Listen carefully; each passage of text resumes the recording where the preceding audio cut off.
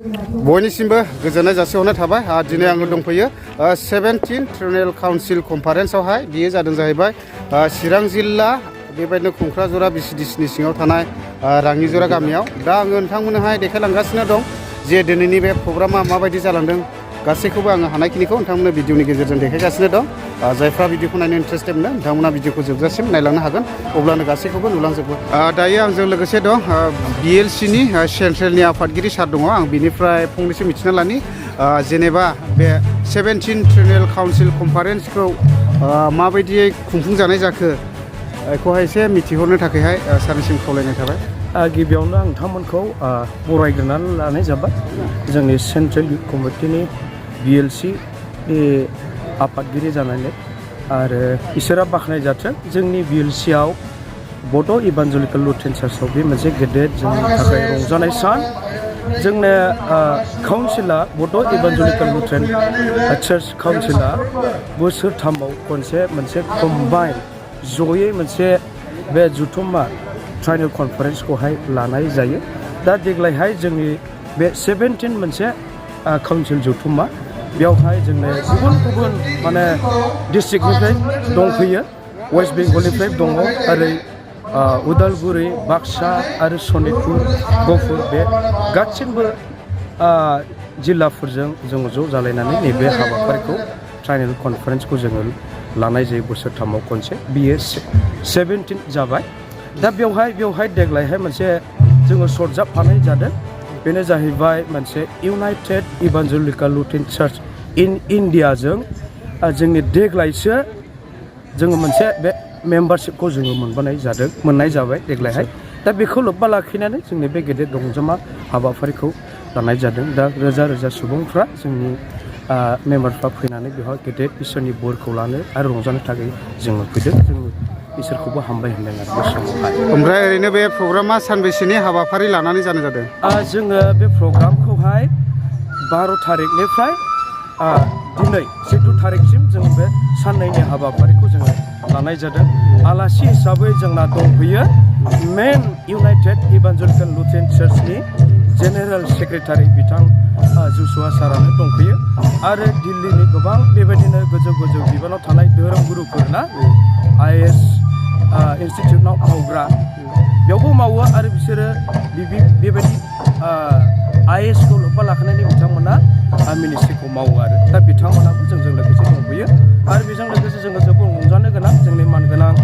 बारग' हाग्रामा महिलारि बिथाङाबो दंफैयो खाम्फा सारबो दंफैयो आरो गुबुननि दानि आथिखालनि सोलिफुबाय थानाय खुंथाय गोहोआव थानाय आलासिखौबो जोङो लिंहरदोंमोन नाथाय उसुबिदानि थाखाय बिथांमोना सफैयाखिसै आरो दा गोजोननाय थाबाय सारनिसिम बेखिनिखौ मिथिहरनो थाखाय स' थेंक इउ सार ओमफ्राय नायदो नै बियो रिसेपसन अफिस बेयाव मा मोनो मेडिकेल अफिस बे दा बेफोरबायदि आरो ओमफ्राय नै बेयावहाय मेला दान ओमफ्राय बेजों लोगोसे रिसेपसन अफिस डिस्ट्रिक्ट उदालगुरि बेबायदि आरोखि नै दा बेफोरबायदि नै नायनानै लादो ओमफ्राय बेजों लोगोसे बिथांमोना मोनसे सुबिदा खालामनानै होदों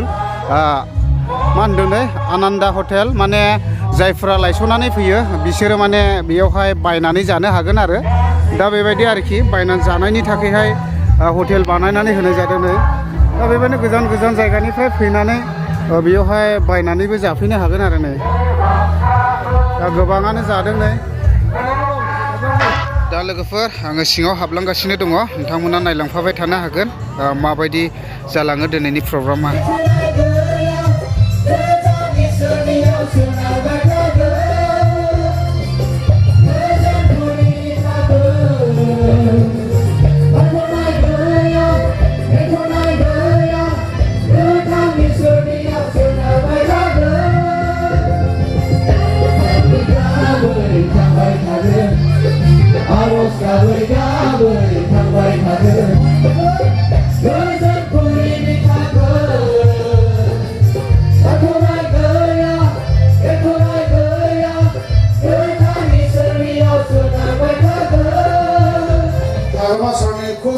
माने एकदम लोगो मोजाङै गोदो मावलायग्रा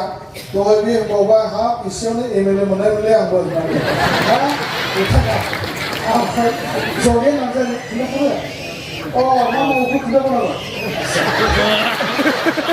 माने एबसु फाउन्डेसन समावनो बिथाङा लिडारबो जाहैदों आरो जोंनि बिसिमा ओरै बाबानि सेक्रेटारि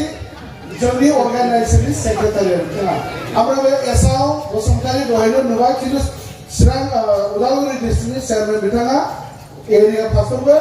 बेवहाय नुदों रेभारेन्ड आसल इसवारी एरिया फास्टर बिथांनि आन्दाराव 14-15थासो गामि दङ रेभारेन्ड माइकेल बिथाङा धेकियाजुलिनि गासै गामि आरो गिर्जाखौ नायग्रा एरिया फास्टर रेभारेन्ड सामुएल बसुमतारी यां बियो गहपुरनि धेमाजिसिम बियो नायो आरो डिब्रुगड़ गिर्जाखौबो नायो बेयाव रेभारेन्ड गामालिएल बसुमतारी बिथाङा लालबिटिनि चिरांनि बिनि आन्दारावबो 15थासो गिर्जा दं रेभारेन्ड सरन इसवारी बिथांनि न'आ बे गलियावनो आरो बिनि आन्दारावबो 14-15था गिर्जा बे नैबे मानसिया बयनिफ्राय हाइसिन खिन्थु जोंनि गेजेराव माहाजोनसिन माने सेरिकालचार डिपार्टमेन्टआव गभर्नमेन्टनि प्रजेक्टफोरखौ एनजिअ मावो प्लास जोंनि उइभिं ट्रेनिं सेन्टार गुवाहाटियाव दं बे प्रजेक्टखौ नायग्रा अनजालु बसुमतारी ओमफ्राय जोङो बेवहाय नुदों जोंनि लुथ्रेनाव उइमेन पास्टरखौ जों अर्डेन होयो बिथाङा जाहैबाय रेभारेन्ड सलिता नार्जारी अरिजिनेलि न'आ मालिबिटानि दा बियो सासे यां मणिपुरि हाबा खालामनानै दा गुवाहाटियाव थायो बिनि आन्दाराव गंथाम गिर्जा सिटि गुवाहाटियाव दङ ओमफ्राय जों बेयाव नुदों रश्मि नार्जारी बिथाङा जाहैबाय उइमेन कअर्डिनेटर जोंनि धेमाजिनिफ्राय वेस्ट बेंगलसिम जेसेबां उइमेनफोर दं महिलाफोर दं बेनो बिनि मालिक आरो बेयाव जों दा नुदों यां बिखु बसुमतारी फैगौ फेब्रुवारिनि दानाव हाबा जासिगोन बिथाङा दा बियो जोंनि चिरां डिस्ट्रिक्टआव लुथरेन वर्ल्ड फेडारेसननिफ्राय जिफोर प्रजेक्ट मोनो आरो आमेरिकान लुथरेन चार्चनि प्रजेक्ट बेनो नायो आरो बे चिरां डिस्ट्रिक्टआवनो जोङो आजि बोसोरब्रै जाबाय फ्लाड एफेक्टेडखौ जों बोसोरब्रै गेलेबाय 2 कोटि खासा-खासि प्रजेक्ट मावबाय दा बे प्रजेक्टखौनो बियो नायगासिनो दं आरो बियो रेभारेन्ड दिप उदालगुरि एरियानि फास्टर हामबायसै कुइकलि नोंथांमोना थांफिननो हासिगोन दा लोगोफोर एसे बायरायाव आङो एक्सप्लर खालामनानै देखायनो सानदों जाहैबाय मेन प्रग्रामाथ' बैयाव जागासिनो दङ नै ओमफ्राय बेजों लोगोसे बायरायाव बेफोरबायदि रेस्टुरेन्टफोर दङ नै जायनि फलावहाय बेफोरबायदिनो गोथाव बयलारनि मा निजोम मा मोनजायो मा नांगौ मोनजोबो गासिबो आच्छा चिकेन बायदिसिना गासिबो चिकेन पक'रा अलरेडि नै फुरा दंजोबखायो आरोखि माने लिंहरनाय हिसाबै आं थांनोसै नोंथांमोनाबो नायलांबाय थादो मा बुस्थु मोनजाया एसे देखायनि नै गोथाव अमानि बे दाउनि आच्छा पियाजि फ्राइड राइस दङ आच्छा ओमफ्राय पियाजि सब दाउदै रुनाय मम' दङ एभेलेबेल आरोखि आच्छा दा निस्सय नै एभेलेबेल फानदों बिथांमोना दा नायनानै लानो हागोन ओमफ्राय आङो बाहेरायावहाय मा दंबावो आं देखायगासिनो दे दा कमला जायनि फलाव भुटाननि जायानो जायो बिसो मिथिगोन आरोना आफा नै थाइसे हरबावबायसो आफाया आङो नै थेंक इउ आफा कमला थाइसे हरनायनि थाखाय बिहाव जायो दे बे बिहाव ओमफ्राय नै बेफोरबायदि गोथाव फिथाइ सामथाइ नै प्रटिन बैग्रि बायदिसिना ने बिनानाव लाब थायो दा दे नै जोंना बाजै ओमफ्राय बेजों लोगोसे नैबे